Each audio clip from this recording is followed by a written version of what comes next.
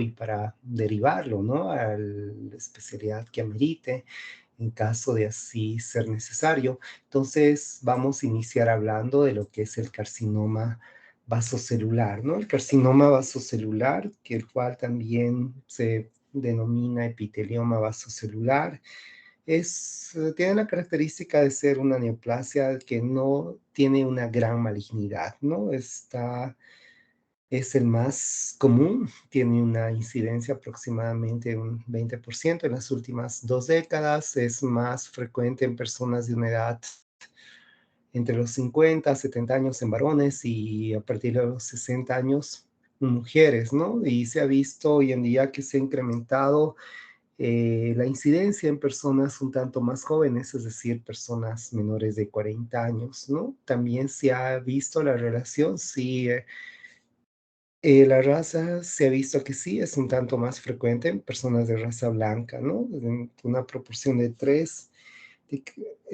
a 10 que van a tener cierta susceptibilidad, ¿no?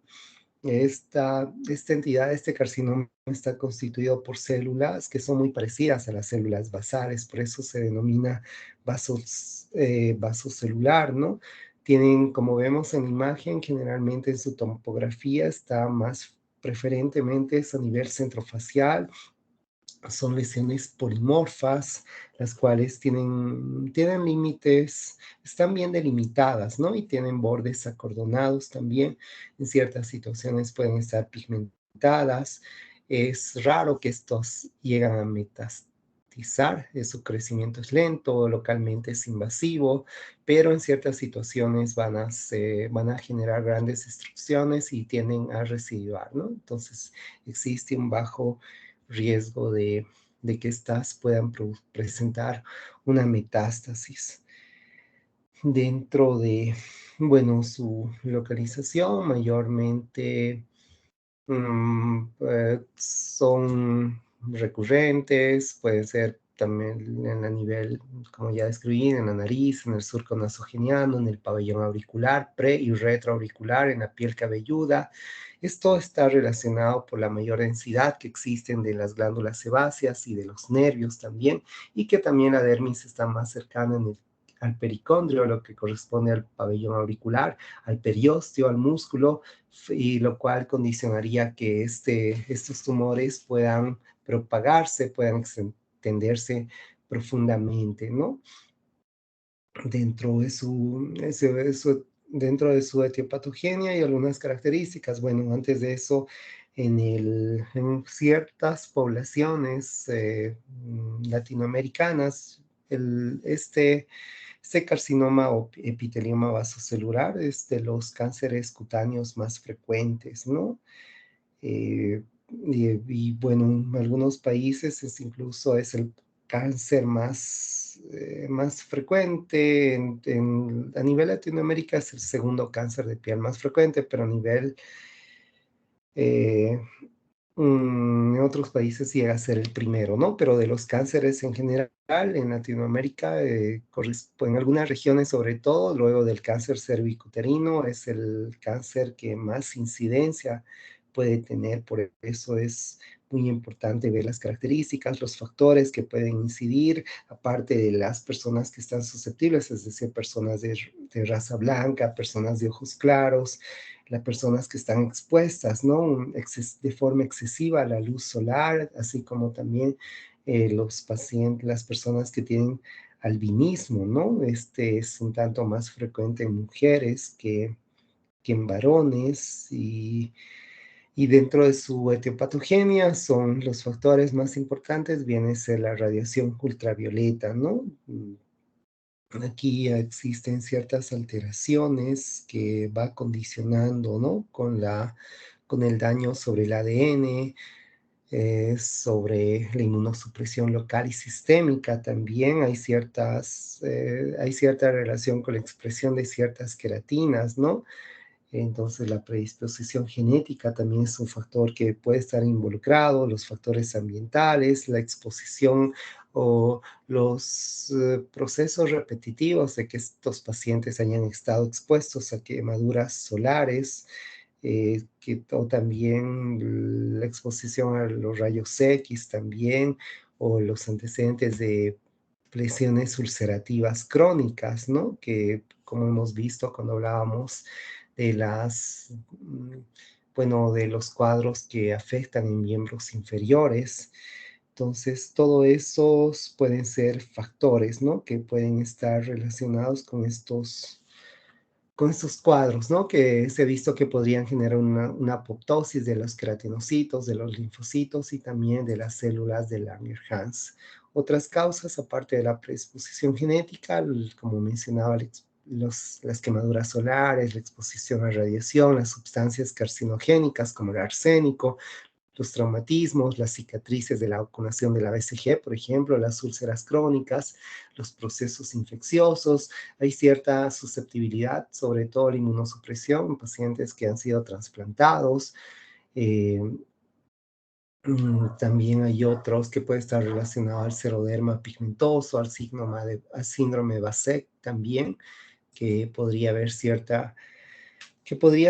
haber cierta relación, ¿no? Dentro de su clasificación existen varios, algunos son tipo tumorales o nodulares, hay los infiltrantes, los micronodulares, los fibroepiteliales, los superficiales también y también los pigmentados, ¿no? En el cuadro clínico generalmente van a estar, la forma nodular viene a ser la más frecuente. El cuadro clínico en general están localizados sobre todo en lugares expuestos, ¿no? Que en las cuales hay folículos pilosebáceos, en particular están localizados en la cara, ¿no? En el nivel centrofacial, como mencionaba, en la nariz, en las mejillas, en los párpados, a nivel nasogeniano, en la frente, a nivel nasolabial también, menos, menos frecuente a nivel del tronco y ocasionalmente y menos frecuente aún en los genitales, en el cuello, en las extremidades también. Es extremadamente raro solo cuando son de forma metastásica a nivel de la mucosa oral y menos frecuente aún a nivel de las palmas, de las plantas, también de los pies, ¿no? Entonces pueden presentar diversas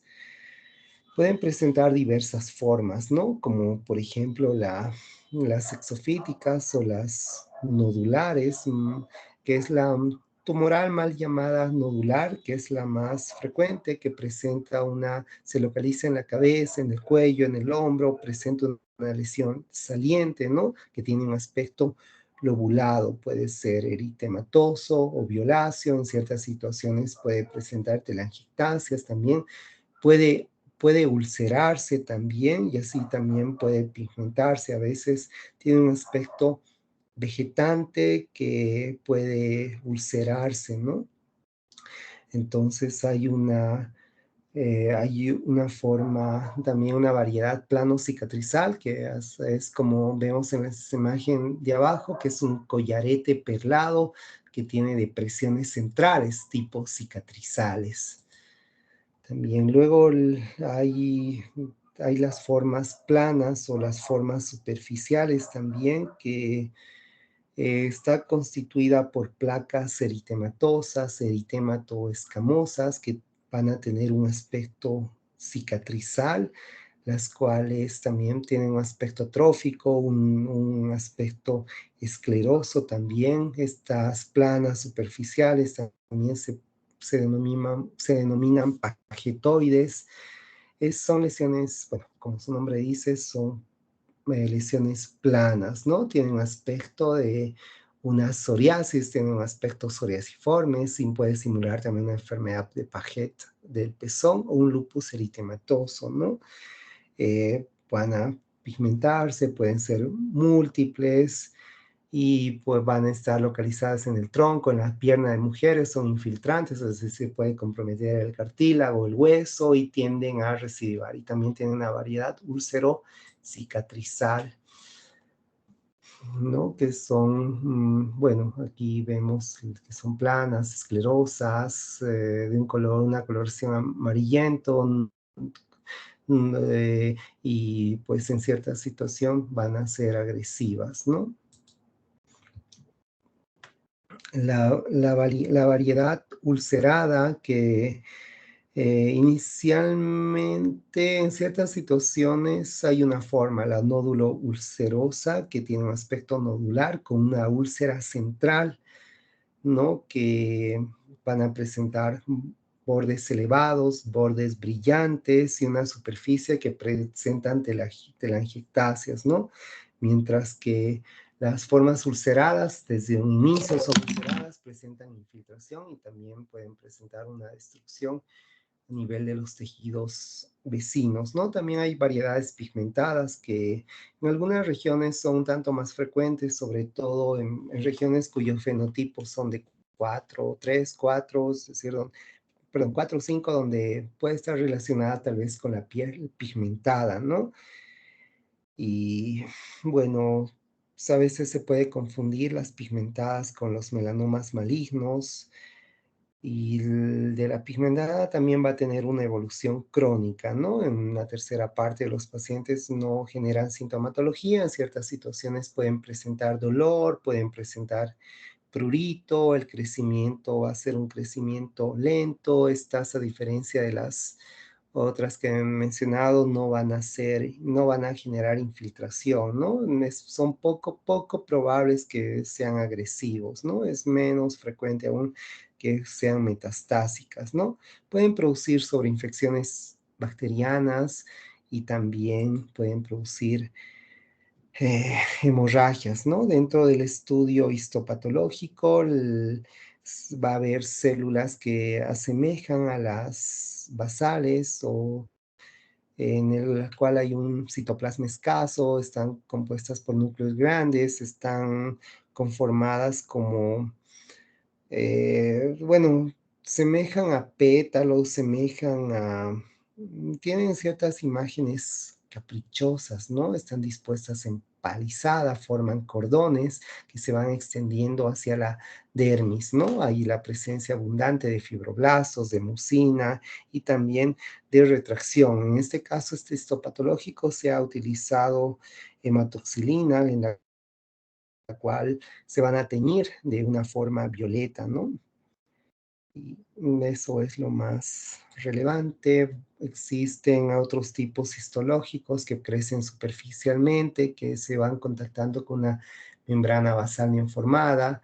Entonces tenemos que ir viendo, correlacionar para ver el tipo, el pronóstico, la terapéutica que vamos a emplear, ¿no? Entonces los superficiales, ahí están el vaso celular superficial, el lobulado, ya sea el sólido, el microanular o pseudoquístico. Esta imagen, esa manera de comentario, ¿no? No les voy a preguntar.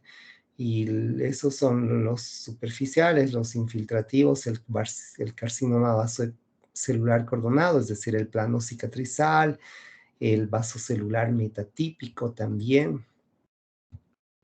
Dentro hay factores que condicionan mayor agresividad, como la metatipia, y hay algunos factores que están relacionados con la recaída, ¿no? Sobre todo el tipo infiltrativo tiene a tener recaídas y también el tipo el espesor del tumor, el grado de infiltración, el tipo de ulceración, si la úlcera es extensa, si hay una invasión perineural también, o cuando es difuso, es decir, cuando los márgenes no están delimitados, también conlleva mayor riesgo, ¿no? De tener una recaída dentro del diagnóstico. En realidad, el diagnóstico es el diagnóstico clínico, ¿no? Los bordes elevados en la periferia, el crecimiento lento, 0,5 centímetros aproximadamente por año.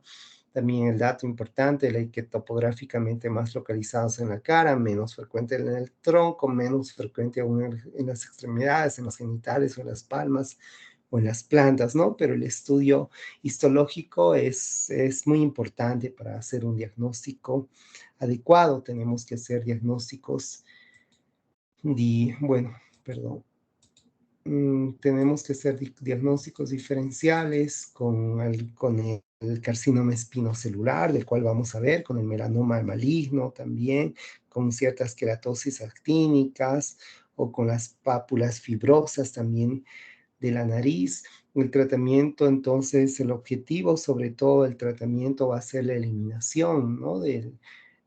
Completa. La dermatoscopía también, el diagnóstico puede ser útil cuando, bueno, cuando hay destreza el que va a realizar, porque ahí podemos ver en las variantes pigmentada, por ejemplo, hay cierta alteración en la red del pigmento, ver las características de las estructuras. Hay la presencia de vasos arborizantes también que podrían estar presentes, ¿no? Que es en lo que es, sobre todo en los carcinomas vasocelulares no pigmentados. Antes de decir del tratamiento, habitualmente dentro del pronóstico, los que tienen más índice de que vayan a recurrir van a ser los que están localizados a nivel de las orejas, de la nariz, los que miden más de 2 centímetros. El tratamiento va a ser, obviamente el objetivo es eliminación completa, ¿no? De este tumor y obtener resultados cosméticos aceptables, es decir, tenemos que tener cuidado, no descuidar, si bien es muy importante que mejore el pronóstico de vida, pero la parte estética también será muy importante, ¿no?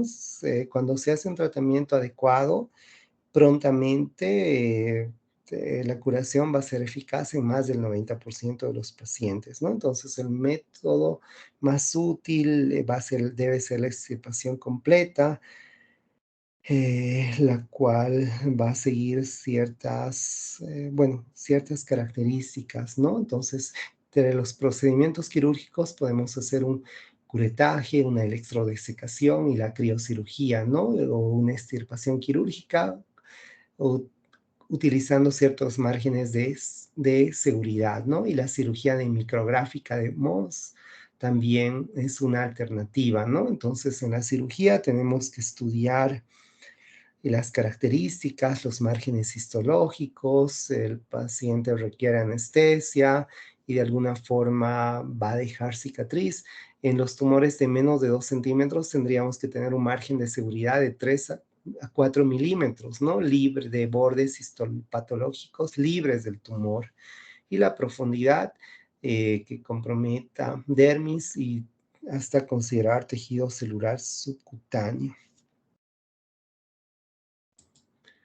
La cirugía, la intervención quirúrgica micrográfica de Mohs también es el mejor tratamiento, sobre todo en tumores que están localizados a nivel centrofacial, que miden más de 0,5 centímetros de diámetro. También en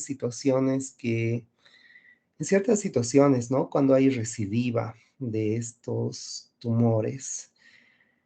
Bueno, tenemos que sobre todo tumores de alto riesgo en que están centrofaciales y también a nivel periorbitaria, permite adecuadamente el control de los márgenes, va a preservar al máximo los tejidos sanos circundantes, se debe hacer una resección en capas horizontales, permite el examen histológico con el 100% de los márgenes, se requiere una amplia destreza, ¿no?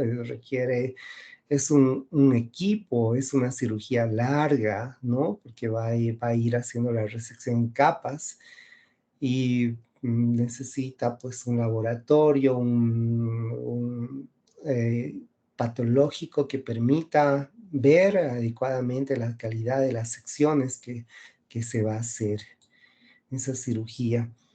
Entonces, los factores de alto riesgo constituyen cuando es más de 2 centímetros, cuando afecta nariz, los párpados, el pabellón auricular, los surcos nasogenianos, los labios, el cuero cabelludo, también las variedades que son más agresivas, como la ulcerada, la esclerodermiforme también, o los subtipos infiltrantes, metatípicos, cuando los márgenes, como esta imagen, son imprecisos o cuando son recurrentes, ¿no? Al tratamiento.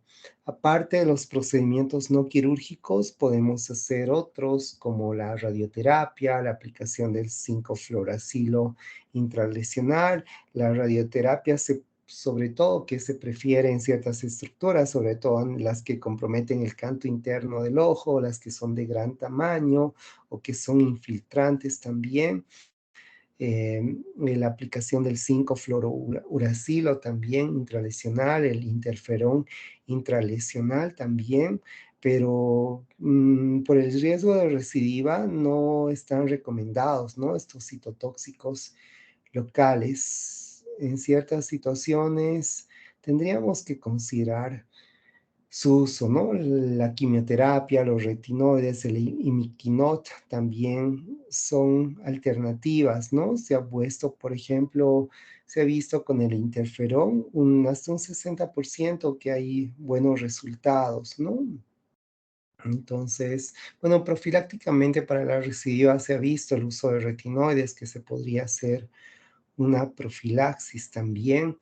Entonces, la radioterapia sobre todo es una terapéutica no cruenta, conservadora. El objetivo es preservar, ¿no? Las estructuras anatómicas, sobre todo aparte de las lesiones en el canto interno,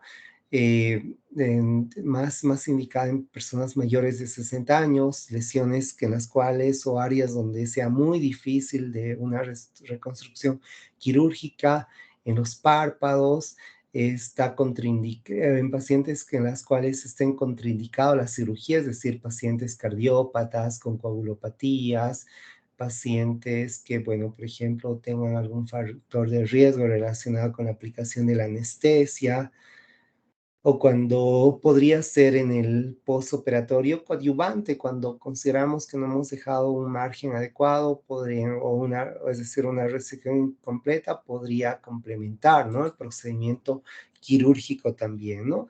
Entonces, el interferón se utiliza en carcinomas vasocelulares de bajo riesgo, el imiquimod, que es una crema que se utiliza en carcinomas vasocelulares de menos de 2 centímetros de diámetro, cuando hay datos histopatológicos que no demuestren la agresividad en pacientes inmunocompetentes, no se den embarazadas.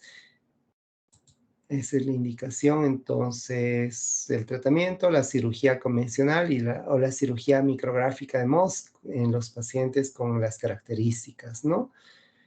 Que se puede realizar alternativamente. Se hace el curetaje, que no se estudia los márgenes, la criocirugía, el láser, la radioterapia, el interferón, el imiquimod también, que son alternativas. Entonces, los diagnósticos diferenciales, como había descrito, se puede hacer con la hiperplasia sebácea, con las verrugas planas, con tumores de anexos cutáneos, es decir, con el cilingoma, cilindroma, la tricodiscoma también, son cuadros raros. De acá que ustedes mencionen, que sepan quiste de milium, la hiperplasia sebácea, la verruga plana, el nevo melanocítico, es suficiente, ¿no? Ahí vemos también el neomelanocítico, vemos también otro tipo de nevos, vemos también otras lesiones como las verrugas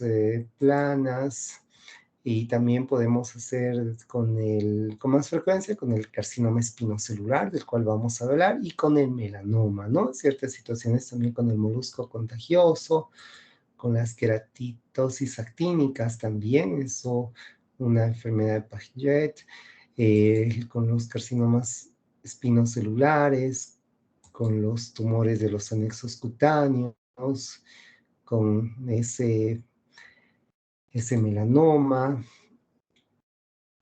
con el molusco contagioso que describí, con los sarcomas.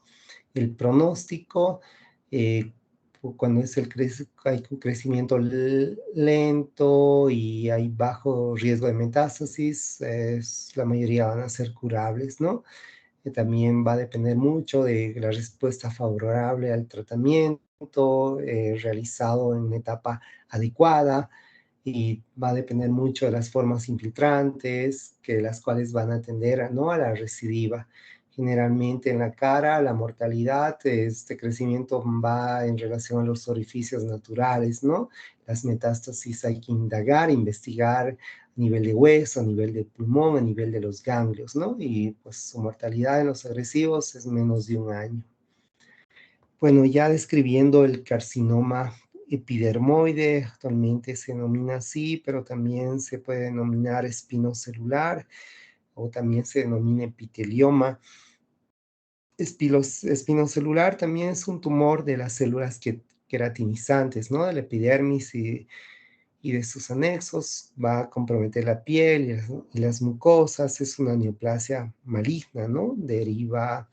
Está derivada, ¿no? Como mencionaba, de esas células suprabasales de la epidermis. Va a presentar lesiones superficiales, pueden ser infiltrantes, pues, pueden ser vegetantes también. En ciertas circunstancias van a tener un crecimiento rápido y también pueden generar metástasis en otros órganos, va a afectar inicialmente a los ganglios, va a formar metástasis.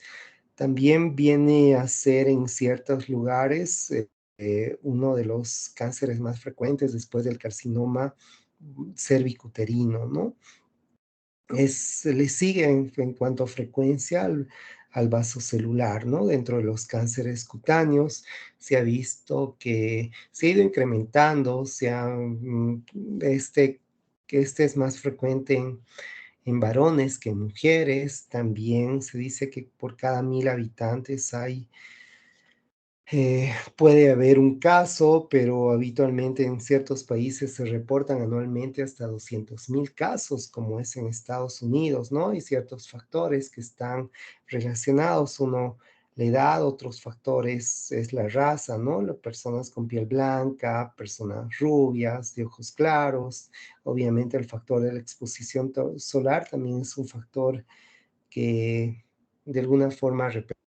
También hay factores genéticos que están involucrados. Entonces, puede afectar otros órganos, produce metástasis en ganglios regionales, crecimiento rápido. También a veces se pueden estar sobreagregados sobre lesiones precancerosas, como una queratosis actínica en úlceras crónicas, después de tratamientos con luz ultravioleta. Bueno, también tiene su patogenia derivados, ¿no? De las células suprabasales, y también pueden estar relacionados con otros procesos, ¿no? Como dermatosis inflamatorias, como el líquen plano, como el lupus discoide, con cicatrices anormales, como de las quemaduras, con las radiaciones, incluso con las lesiones del papiloma virus, ¿no? O por traumatismos repetitivos que afecten tanto en las manos como en las pies, o la exposición al arsénico también puede ser un factor condicionante. Es decir, hay factores del huésped y también hay factores ambientales, ¿no? Entonces, aparte de la luz ultravioleta, puede estar pues el tabaquismo, los traumatismos crónicos, el tener dentaduras en mal estado, eh, también la exposición a rayos X, las dermatosis crónicas, ¿no? Que pueden estar asociados, ¿no? También se ha visto alguna predisposición en hombres no circuncidados, en pacientes que sean refractarios a tratamientos de verrugas asociadas al papiloma virus, en el cual tendríamos que indagar, hacer un histopatológico, una biopsia, para ver el tipo de afectación. Pacientes inmunodeprimidos, ¿no? Sobre todo también hay una incidencia en pacientes trasplantados, una incidencia incluso mayor, ¿no? De 4:1. En pacientes con VIH se presentan de forma más tempranamente, ¿no? Y bueno, también puede estar relacionado con algunos alelos del complejo mayor de histocompatibilidad. También se ha visto cierta relación con ciertas citocinas inflamatorias, como la interleucina 10 también, y también podría estar relacionado como con otros procesos, ¿no? Como la enfermedad de Bowen, las queratosis actínicas también. En su localización, predominantemente está en áreas que están expuestas a la luz solar, ¿no? Es decir, en la cara, más del 50%. También pueden comprometer a nivel del labio inferior, pueden comprometer también las mejillas, los pabellones auriculares, menos frecuente a nivel de las extremidades, pero sobre todo más en las extremidades superiores que en las inferiores. El tórax también puede estar comprometido, las piernas, la mucosa no solo oral, la genital, incluso la anal podría estar comprometida, ¿no? Entonces es el tumor más frecuente en las mucosas orogenitales. La clasificación se clasifica, tiene varias clasificaciones, ¿no? Se puede clasificar en superficiales, en nodulares, en ulcerosas, en vegetantes, eh, pero el doctor Peniche la clasifica en superficial, ulcerada, vegetante, verrugosa y nodular queratósica, ¿no? Dentro de la forma ulcerada viene a ser la causa más frecuente, está constituida por una úlcera, la cual tiene una base infiltrada, eh, eh, tiende a sangrar fácilmente, ¿no? Es una forma que tiene un crecimiento rápido también, y también es la forma que tiene más capacidad de metastizar, ¿no? La superficial también es intradérmica, es decir, in situ, puede permanecer por un periodo largo de evolución, eh, puede ser durante meses, inclusive años. En ciertas situaciones también hay una variedad de la enfermedad de Bowen que forma una placa eritematosa en tronco y en extremidades, ¿no? Y hay una eritroplasia de Queyrat, que es una placa única eritematosa, lisa, brillante, que sobre todo va a comprometer la mucosa genital, ¿no? También la papulosis bowenoide, que son múltiples pápulas pigmentadas a nivel genitoanal, sobre todo de adultos jóvenes. ¿No? Ahí vemos, bueno, la superficial y estas que vienen a ser ya pápulas pigmentadas. Luego hay una forma nodular o también se denomina tumoral o queratósica, va a presentar lesiones que tienen un aspecto queratósico, ¿no? Tiene una base infiltrada, que puede parecer un cuerno cutáneo, ¿no? Puede mostrar alguna ulceración que forma un cráter, puede formar un cráter de queratina. También la forma vegetante o la forma verrugosa, que es una variedad que también se presenta sobre lesiones inflamatorias crónicas, ¿no? Como las cicatrices pueden crecer de gran tamaño, sobre todo se ha visto esta variedad en áreas de quemaduras, cicatrices de quemaduras, en úlceras de pierna, en micosis profundas, en el lupus discoide también. Ahí vemos, ¿no? La nodular y la verrugosa, ¿no? Por ejemplo, miren, aquí está sobre una lesión cicatrizal, ¿no? De una quemadura. Y su dimensión es grande, es de mayor tamaño. Esas son las principales, ¿no? Otros describen la epitelematosis múltiple también. Bueno, dentro del diagnóstico es muy importante hacer la biopsia, ¿no? La biopsia se puede hacer de diversas formas, puede ser excisional, puede ser por rasurado, puede ser en sacabocados también. En la epidermis va a mostrar una epidermis hiperqueratósica, va a haber una proliferación irregular del estrato espinoso, va a haber la falta de esos puentes intercelulares, ¿no? Que invade la dermis. Eso va a ser lo característico, ¿no? Después, dentro de lo que va a ser la dermatoscopía también puede más que todo mostrar la forma, las diferentes formas. Se puede encontrar el de las estructuras vasculares, es decir, vasos lineales o vasos lineales en horquilla o también denominada en sacacorcho. Después no tiene ninguna relevancia, ¿no? Los diagnósticos diferencial, obviamente, con el carcinoma vasocelular también o con el acantoma, con las queratosis seborreicas también. Y el tratamiento puede ser quirúrgico en la mayoría de los pacientes. Esto va a depender mucho del grado de malignidad, del tamaño, de la evolución, de la edad del paciente. Y también la extirpación quirúrgica incluye la cirugía micrográfica de Mohs, ¿no? Que es el método de elección. Tenemos que ver lo más pronto, considerar una vez establecido el diagnóstico para poder obtener un tratamiento adecuado, ¿no? De forma inicial. Entonces, tenemos que mantener, ¿no?, los márgenes de seguridad entre 5 milímetros aproximadamente, y si tiene la característica de ser invasor, es decir, con factores de mal pronóstico, debe ser hasta 1 centímetro. En tumores de alto riesgo tendríamos que sí considerar la cirugía micrográfica de Mohs, ¿no? Tenemos que en la profundidad que debe abarcar esa resección, el tejido celular subcutáneo. Entonces, los factores de riesgo para metástasis es mayor a 2 centímetros, que tenga un rápido crecimiento, que presenta ulceraciones, que en la histopatología se muestre agresivo. El mayor riesgo va a depender mucho de la localización, es decir, la mucosa, los labios, la oreja, periocular, la nariz, el surco nasogeniano, retroauricular, los genitales, la piel cabelluda también. Y también si ha sido desarrollado por procesos inflamatorios crónicos, ¿no? Es decir, por ejemplo, esa cicatriz por quemadura o en las recurrencias también son factores de riesgo de metastásicos, ya que es decir, pacientes que ya han recibido tratamientos previos, pacientes inmunocomprometidos.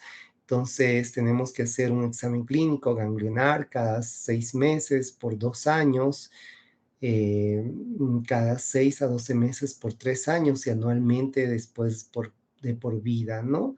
Hay hasta un 95% de recurrencia y metástasis ganglionares antes de los 5 años, ¿no?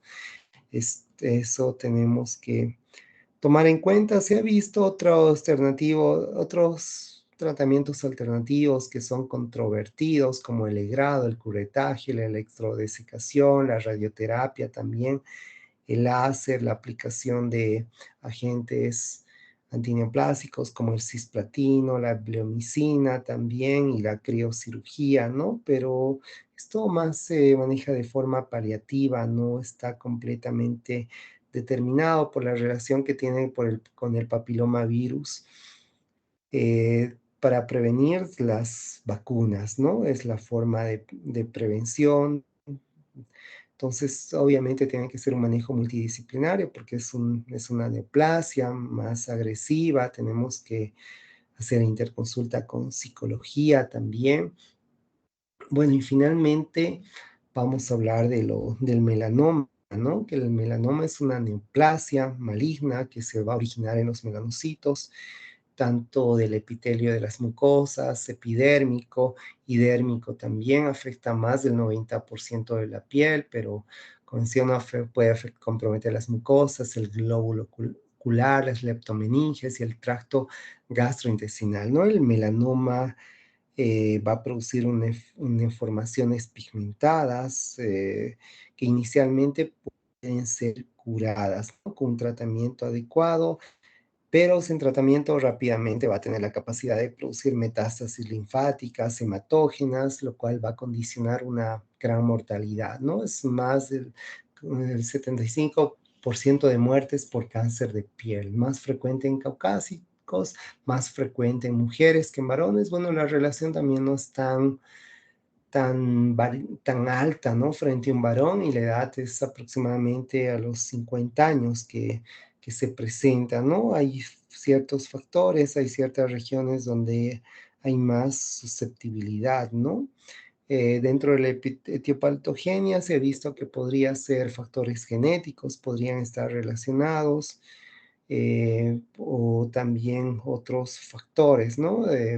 Por ejemplo, la incapacidad de bronceado, los pacientes que tienen tendencia a quemaduras solares, los pacientes que son más susceptibles a aumentos en el número de lunares, los pacientes que presentan nevos atípicos también, la predisposición genética relacionadas con el HLA-A1 podría estar relacionado con otras alteraciones, ¿no? A nivel del cromosoma, también se ha visto que existe un gen supresor, el CDKN2A, el cual está localizado, ¿no? En los cromosomas 9p, que genera cierta susceptibilidad, ¿no? Sobre todo se ha visto esto en pacientes con melanomas familiares, que obviamente la luz ultravioleta, son los factores más frecuentes que están asociados, obviamente, el antecedente de un cáncer de piel, que no precisamente ha sido asociado a un melanoma, o los antecedentes familiares que puedan tener estos pacientes, ¿no? Después, bueno, dentro del cuadro clínico, tenemos que ver que más que todo va a afectar la piel en más del 90% de los casos, pero también los ojos son 9% de los casos aproximadamente, y menos del 1% puede afectar las mucosas.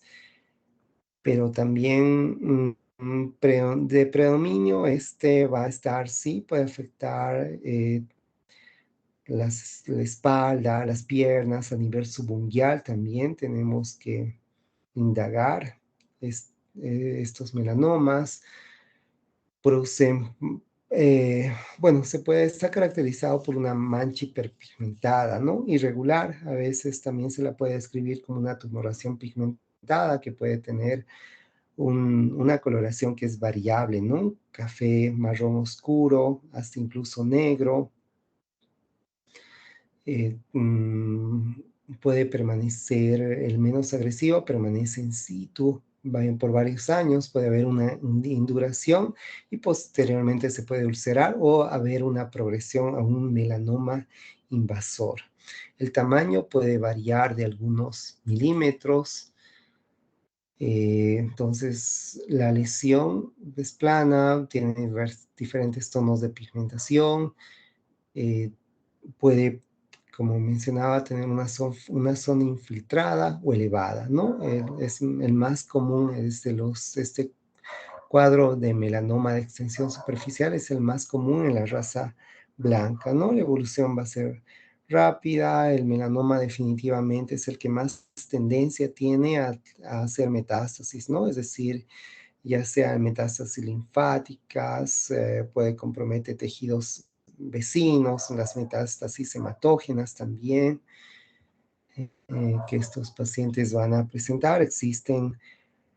Eh, existen variedades, ¿no? Desde este melanoma de extensión superficial, más es frecuente, aparte de ser más común en la raza blanca, generalmente a los 50 años es más frecuente estar presente, ¿no? En varones más frecuente a nivel del dorso de la espalda, en mujeres sobre todo en las piernas, ¿no? Y puedes tener desde pequeños milímetros hasta aproximadamente 2,5 centímetros de diámetro que pueden presentar estos pacientes. También hay una variedad del melanoma nodular, en el cual es más agresivo este cuadro, es más o menos, corresponde a la quinta parte de estos melanomas. Es un tumor saliente, que tiene una superficie lisa, vegetante, tiene un aspecto, una coloración que se puede tornar entre un tono de color negro o un tono azuloso también, ¿no?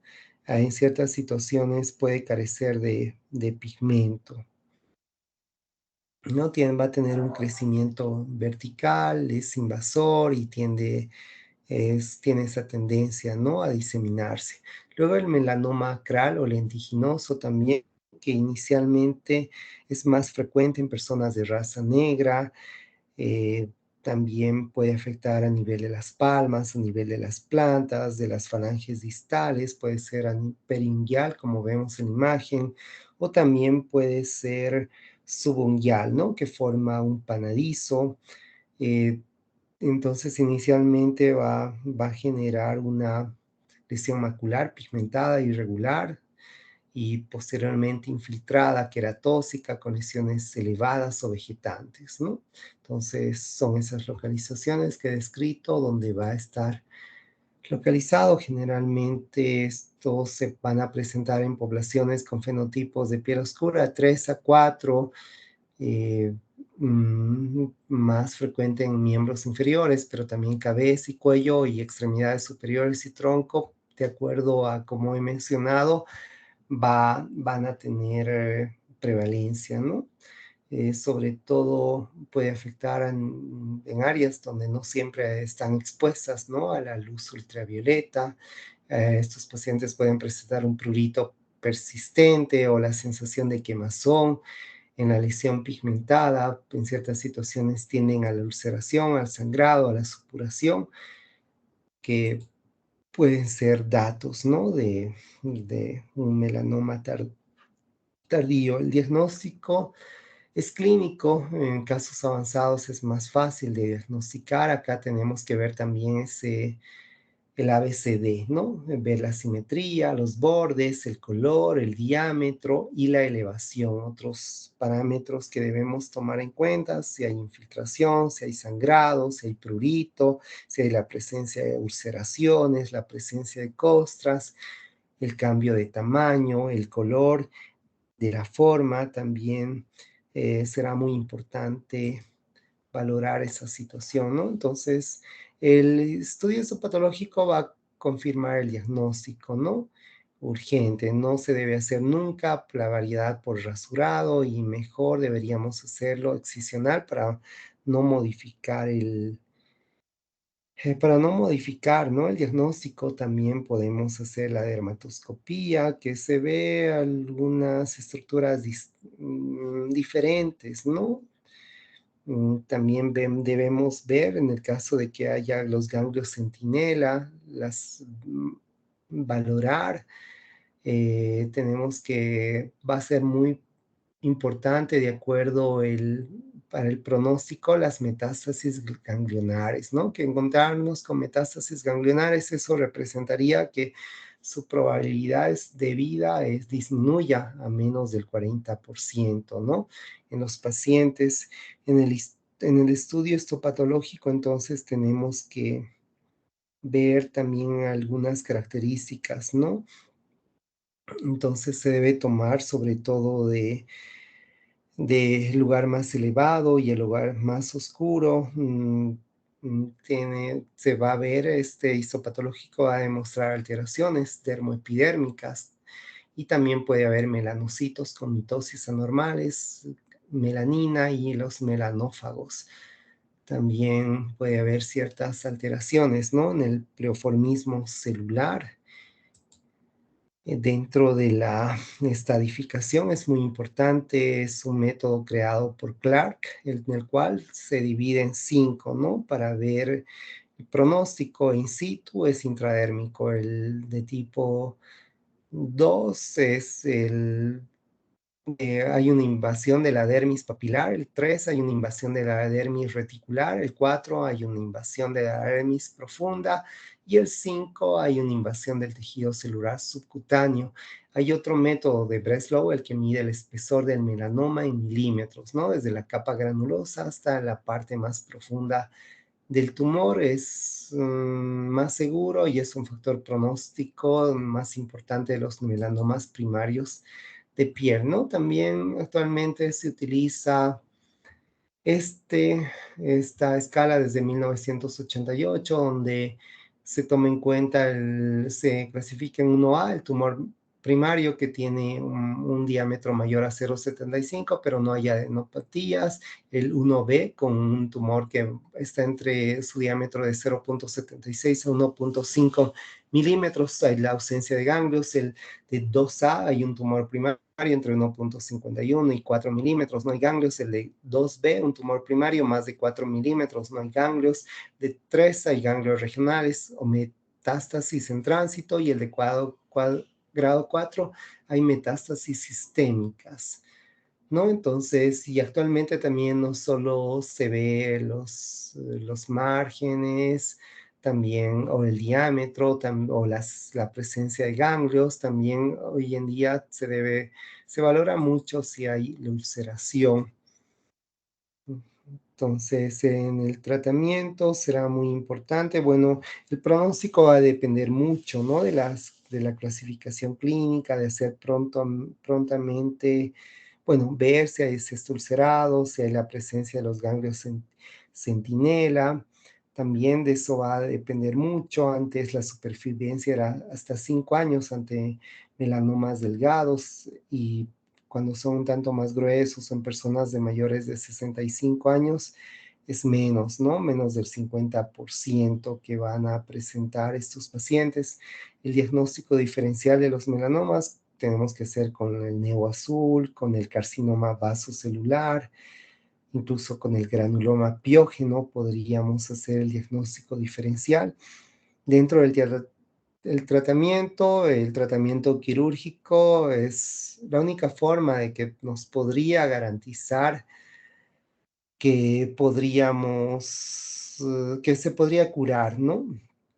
Va a depender mucho del tipo clínico también, del espesor con el método de Breslow que acabamos de describir. Entonces, eh, es quirúrgico, ¿no? Porque el hacer quimioterapia o radioterapia, de alguna forma hay cierta resistencia, se ha relacionado con esos factores genéticos, con la quimioresistencia, ¿no? Entonces, lo único que favoreceríamos fuera la toxicidad en este paciente. Entonces, con el método Breslow, un melanoma con diámetro menos de 0,76 milímetros, que hay en ausencia de ganglios, tiene una sobrevida más de 10 años, el 98%, ¿no? Melanomas de 4 milímetros tienen un mal pronóstico a corto plazo. Muy bien, entonces hasta ahí ha sido el penúltimo tema. La siguiente clase hablaríamos de terapéutica dermatológica, que más que todo vamos a describir o vamos a complementar algunos manejos que ya hemos descrito. No sé si tienen alguna pregunta mientras voy buscando la lista.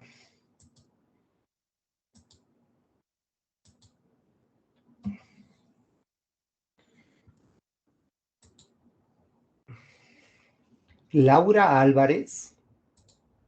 Presente, doctor. Gracias, Laura. Belén Andrade. Presente, doctor. Buenas noches. Gracias, Belén. Buenas noches. Celia Angulo. Presente, doctor. Gracias, Celia. Brian Arias.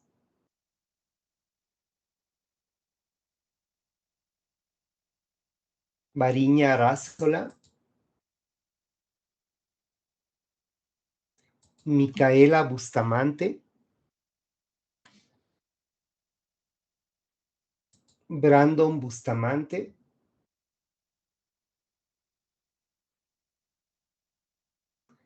Anthony Chávez. Presente, doctor. Gracias, Anthony. Melanie Claros. Presente, doctor. Gracias, Melanie. Frank Cordero.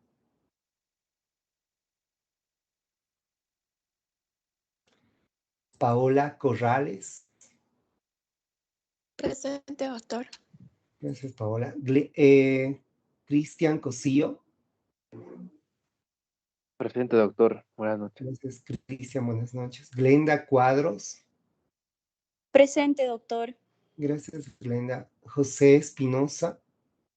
Presente, doctor. José, bien, gracias, José.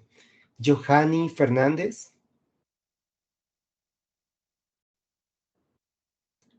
Dayana García. Presente, doctor. Gracias, Dayana. Kelly Guarayo.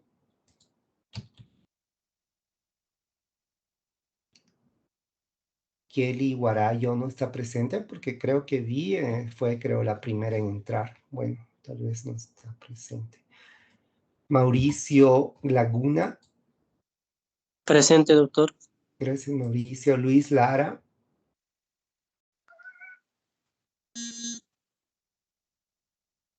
Gabriela León. Presente, doctor. Gracias, Gabriela. Karen López. Presente, doctor. Gracias, Karen. Dayana Lozano. Stephanie Machicado. Presente, doctor. Gracias, Stephanie. Linet Mamani. Presente, doctor. Gracias, Linet. Daniela Mercado. Presente, doctor. Gracias, Daniela. Hugo Miranda. Presente, doctor. Gracias, Hugo. Julio Osorio. Rubí Paco. Presente, doctor. Gracias, Rubí. Stephanie Prado. Presente, doctor. Buenas noches. Gracias, Stephanie. Buenas noches.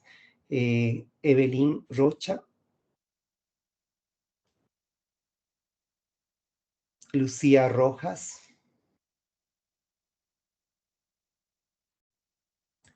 Michelle Santa Cruz. Presente, doctor. Gracias, Michelle. Anthony Silva.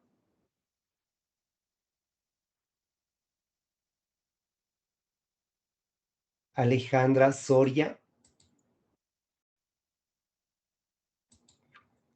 Belén Tarqui. Presente, doctor. Buenas noches. Gracias, Belén. Buenas noches. Jennifer Talla.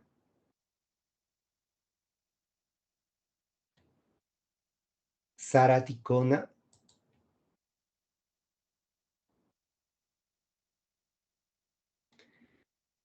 Geraldine Torrico.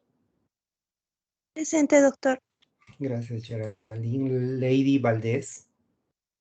Presente, doctor. Gracias, Lady. Eric Vargas. Presente, doctor. Gracias, Eric. Jessica Vargas. Rodrigo Vargas. Rosemary Velarde. Ángel Vidal. Buenas noches, doctor, presente. Buenas noches, Ángel, gracias. Ana Yugar. Presente, doctor. Gracias, Ana Yugar. Muy bien, valoro quienes asisten a clases como Ana Yugar, como Stephanie Prado, como Anthony, como muchos otros. Realmente valoro el esfuerzo que sus papás hacen, que asistan a clases. Toda clase es importante, aún no sea la materia más importante, eso mencionado con el anterior grupo. No sé qué harán los que no tienen asistencia. Hay personas que no han asistido, no van a cumplir el porcentaje de asistencias que tendrían que tener. Me imagino que van a justificar de alguna forma. Bueno, hoy día voy a premiar a los que asisten si tienen alguna ausencia, voy a tomar en cuenta de la clase anterior. Muy bien, la última clase que viene es entonces terapia dermatológica. Espero que la mayoría esté para ver si les doy algunas pautas. Obviamente el examen final en teoría tendría que ser, bueno, Micaela Bustamante ha respondido, te tomo en cuenta, Micaela Bustamante. Me imagino que es para eso el mensaje. Entonces, vayan estudiando, como les digo, terapia farmacológica, es la última clase, ahí el examen en teoría es de todos los temas, pero seguramente ahí vamos. Bueno, Dayana Lozano también te tomo en cuenta. Johanny Fernández, muy bien. ¿Alguien más? Si alguien más no ha llamado o tenía algún problema, me comunican, por favor. Bueno, entonces vayan estudiando. Como les menciono, toda materia es importante. Los promedios son muy importantes, son muy determinantes en el futuro. Así que espero verles a la mayoría a la siguiente clase. Muy bien, que estén muy bien. Les veo la próxima semana. Buenas noches, queridos alumnos. Gracias, doctor. Buenas noches. Buenas noches, doctor.